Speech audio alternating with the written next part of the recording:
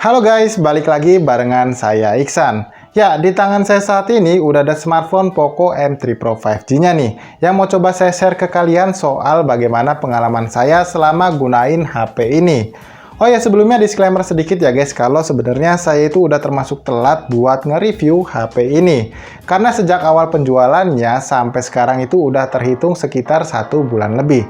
Tapi ya ini karena emang saya juga beli agak telat ya, sekitar 2 minggu setelah penjualan perdananya, baru saya beli HP ini. Dan alasannya juga cukup sederhana aja, karena saya mau cobain beli yang bukan batch pertama. Oke, langsung aja ya guys, kita ke pembahasan yang pertama, yaitu soal desainnya. Nah, kebetulan unit yang saya beli ini adalah varian warna yang cool blue, dimana menurut saya untuk varian warna yang saya beli ini adalah warna yang paling cakep di antara varian warna lainnya, yaitu Poco Yellow dan juga Power Black. Kemudian aksen hitam dengan tulisan Poco yang sekarang berubah posisi menjadi vertikal ini, menambah kesan manis untuk smartphone Poco M3 Pro 5G-nya ini. Dan gak lupa juga ya guys, di bagian back covernya ini sudah dibuat sedikit curve di bagian sisi kanan dan juga kirinya. Dan ini jelas membuat nyaman penggunanya saat menggenggam HP ini, baik dengan satu tangan aja ataupun dengan keduanya. Berikutnya adalah soal bobot dan dimensi bodi dari HP ini, yang menurut saya udah compact banget nih. Nggak terlalu besar dan nggak terlalu berat, karena bobotnya ini hanya sekitar 190 gram aja. Nah, kalau ngomongin soal desain layarnya, jelas desain layar dari HP ini udah kekinian ya. Menggunakan desain layar dot display di mana terdapat satu buah lensa kecil di bagian tengah atas layarnya ini. Dengan lebar 6,5 inci, bikin tampilan dari layar HP ini jadi semakin lega. Belum lagi layar dari HP ini juga sudah mendapat perlindungan layar dari Corning Gorilla Glass 3 dan satu buah screen protector bawaan yang udah enak banget buat dipakai. Sementara kalau kita bahas soal kualitas layarnya, menurut saya panel IPS yang dipakai atau yang beresolusi Full HD Plus ini udah cukup bagus ya kalau mau dipakai untuk nonton video di Netflix ataupun di YouTube. Belum lagi di layar HP ini udah memakai fitur refresh rate layar tinggi 90 Hz yang bikin tampilannya semakin smooth saat kita gunakan untuk scroll-scroll sosmed ataupun bermain game. Yang berikutnya saya mau ngebahas soal performa dari HP ini. Tapi sebelumnya saya mau infoin sedikit soal varian RAM dan juga harga dari HP ini. Untuk unit yang saya beli ini adalah varian tertingginya ya guys, yaitu varian RAM 6/128GB yang dibanderol dengan harga 2,99 juta atau bisa kita genapin menjadi 3 juta kurang 1000. Untuk harga di luar flash sale-nya tapi ya, jadi kalau pas ada flash sale gitu, kalian bisa dapetin harga flash sale yang lebih murah 100.000 untuk di semua varian RAM-nya. Nah, kemudian ada varian yang terendahnya juga nih guys ya, yaitu varian RAM 4/64GB yang dibanderol dengan harga sekitar 2,699 juta atau bisa dibilang kita bulatin aja ya menjadi 2,7 juta kurang 1000. Dan menurut kalian gimana nih guys? Setuju nggak kalau HP ini tuh disebut sebagai HP 5G termurah? Kalian bisa tulis di kolom komentar untuk jawabannya. Oke, sekarang kita lanjut ya ke bahas soal chipset dan performanya dari HP ini. Untuk chipsetnya, HP ini udah ditenagai satu buah chipset terbaru dari MediaTek, yaitu MediaTek Dimensity 700 dengan struktur fabrikasinya yang pasti sudah 7 nanometer. Sedangkan untuk kartu grafisnya, HP ini sudah menggunakan kartu grafis dari Mali, yaitu GPU Mali G57 MC2. Yang mana dengan spesifikasi tersebut, HP ini bisa menghasilkan skor AnTuTu benchmark di angka 329 ribuan. Dan ini untuk AnTuTu benchmark versi 9.0.12 OB ya guys. Kemudian kalau ngomongin soal performanya untuk dipakai main game, ini udah luar biasa banget ya performanya menurut pengalaman saya. Seperti kalau dipakai main game Mobile Legends, settingan grafisnya kita bisa pakai di settingan HFL Ultra dengan pengalaman bermain yang tentunya sangat baik.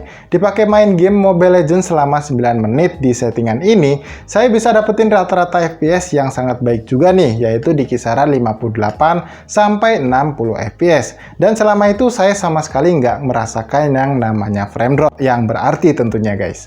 Yang kedua, kalau dipakai untuk main game PUBG Mobile, nah di game PUBG Mobile ini kita bisa pakai main dengan lancar ya di settingan tertingginya yaitu SD High. Dan dipakai main selama 20 menit di settingan ini kita bisa dapetin rata-rata FPS di kisaran 26 sampai 29 FPS.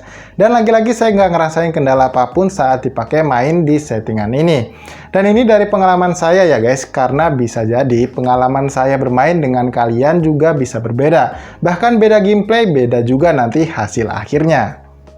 Nah yang terakhir nih, kalau kita pakai untuk main game berat kayak Genshin Impact, kita cuma bisa dapetin settingan grafis di lowest 30 fps untuk defaultnya. Dan walaupun bisa kita set ke 60 fps, tapi saya nggak ngerekomendasiin ini ya ke kalian, karena pengalaman bermainnya akan jadi kurang nyaman. Nah tapi kalau kalian mainin di settingan lowest 30 fps, dari pengalaman saya bermain, saya bisa dapetin rata-rata fps di kisaran 22-29 fps.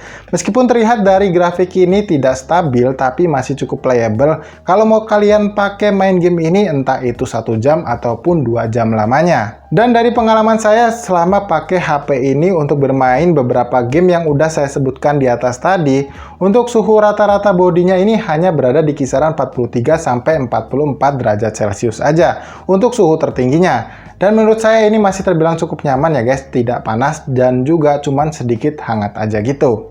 Oke, yang berikutnya saya mau ngebahas soal kualitas dari hasil jepretan foto ataupun perekaman video dari kamera HP ini. Tapi sebelumnya saya mau infoin dulu nih ya guys, kalau HP ini tuh hadir dengan membawa setup triple kamera pada bagian bumper kamera belakangnya. Dimana untuk resolusi kamera utamanya sebesar 48 megapiksel, kamera makro 2 megapiksel, serta kamera depth sensornya sebesar 2 megapiksel. Nah, sedangkan untuk resolusi kamera selfie-nya, HP ini hanya dibekali lensa kamera dengan resolusi sebesar 8 megapiksel aja. Dan menurut saya, hasil jepretan foto dari HP ini udah lumayan ya. Meskipun bukan yang terbaik, tapi masih cukup oke kalau mau kalian pakai untuk upload kegiatan sehari-hari di akun sosial media kalian.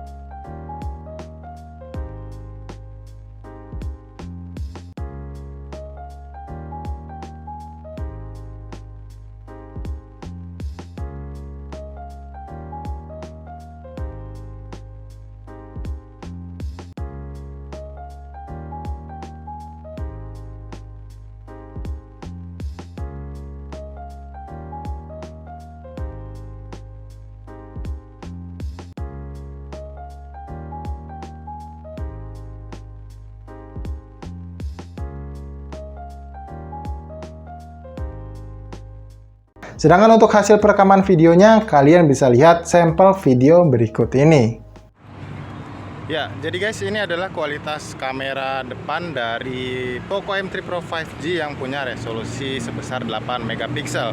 Dan ini saya setting di resolusi 1080p 30 fps dengan mode stabilisasi gambarnya aktif ya. Dan seperti ini guys kualitas gambarnya. Dan kalau dilihat di layar ini sih untuk tone warna ya, menurut saya emang nggak terlalu akurat sih. Cuman ya ini udah cukup lumayan baik ya guys. Kalau kita lihat untuk saturasi warna ya di bagian daun-daunnya ini, di sini untuk kalau yang saya lihat di layar ini kelihatannya agak sedikit kuning. Cuman ya udah lumayan mendekati lah guys ya untuk kualitas gambarnya. Dan kalau kita coba di objek kayak backlight seperti ini hasilnya juga masih cukup jelas ya di bagian wajahnya. Jadi AI backlightnya ini udah cukup bagus guys. Dan ya kalau saya coba pakai jalan agak sedikit ngebut, ini hasilnya tuh kayak gini guys. Dan bagusnya ini nggak terlalu goncang ya guys ya. Dan saya rasa memang stabilisasi gambar ini berfungsi dengan normal gitu guys. Nah, cuman di sini yang saya rasa untuk view angle-nya ini kerasa lebih close up aja ke arah wajah ya guys ya. Dan ya seperti inilah kualitas gambarnya guys. Dan kalian bisa nilai sendiri untuk kualitas kamera depannya. Sekarang saya mau coba rubah ke kamera utamanya guys ya, yang punya resolusi sebesar 48 megapiksel. Iya, ini adalah kualitas kamera belakang ya si Poco M3 Pro 5G yang punya resolusi sebesar 48 megapiksel. Dan kalau dilihat di bagian layar ini sih warnanya itu kurang akurat ya guys ya. Nah, jadi ya agak miss sedikit, cuman ya udah cukup lumayan lah kalau untuk dipakai upload di sosial media kayak gitu. Jadi nggak perlu khawatir soal kualitas kameranya ya guys ya. Dan kalian bisa lihat sendiri ini untuk view angle-nya. Menurut kalian apakah cukup luas? Karena memang untuk Poco M3 Pro 5G ini nggak dibekali kamera ultrawide guys. Jadi nggak bisa dicoba untuk perekaman ultrawide-nya. Dan ya Lagi-lagi kalau saya lihat di layar ya guys ya, meskipun untuk saturasi warnanya sekali lagi nggak terlalu akurat, tapi ini udah cukup layak lah buat kalian pamerin ya untuk hasil-hasil perekaman video dari si Poco M3 Pro 5G nya ini. Dan ini mode stabilisasi gambarnya itu aktif ya guys ya, dan kayak gini hasilnya kalau dilihat di layar ya cukup lumayan stabil ya, meskipun saya nggak coba buat lari. Ini jalan normal aja kayak gini hasil kualitas gambarnya guys. Nah, kalian bisa lihat sendiri ya untuk kualitasnya. Dan ngomong-ngomong, gimana untuk kualitas rekaman suaranya ya guys ya, apakah cukup jelas terdengar atau kecil atau samar-samar seperti itu? Nanti kalian tulis di kolom komentar ya untuk hasil rekaman suaranya seperti apa. Ya, jadi saya rasa kayak gini aja guys untuk kualitas perekaman video dari smartphone Poco M3 Pro 5G nya. Dan semoga video ini bisa membantu kalian untuk memilih atau memastikan lagi ya, kalau misalkan memang kalian lagi berencana beli smartphone Poco M3 Pro 5G nya ini untuk mendapatkan hasil kualitas kameranya. Ya. Oke, sekarang masuk ke soal kelebihan dan juga kekurangan dari HP ini. Nah, dari pengalaman saya selama gunain HP ini, saya menemukan beberapa kekurangan dan juga kelebihannya nih guys.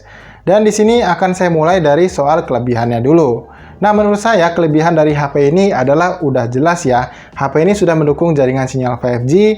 Jadinya untuk kalian yang tinggal di area yang sudah support jaringan sinyal 5G, bisa langsung menikmati fitur 5G-nya ini. Meskipun untuk saat ini saya rasa belum optimal secara penuh ya untuk jaringan sinyal 5G-nya. Kemudian HP ini juga sudah memiliki refresh rate layar tinggi 90Hz dengan kualitas layar yang cukup baik tentunya. Berikutnya juga HP ini sudah memiliki fitur NFC yang memudahkan kalian kalau ingin mencek saldo e-money-nya. Nah, kemudian untuk fitur-fitur lainnya juga menurut saya udah cukup lengkap ya, seperti jendela mengambang, ruang kedua, aplikasi ganda, dan juga fitur layar split. Dan kalau kalian mau info lebih lengkap, bisa klik link yang muncul di atas kanan sini nih guys. Dan kelebihan lain yang saya rasa adalah soal performanya yang udah oke banget buat kalian pakai main game. Nah, sekarang saatnya saya buat kasih tahu soal kekurangan dari HP ini.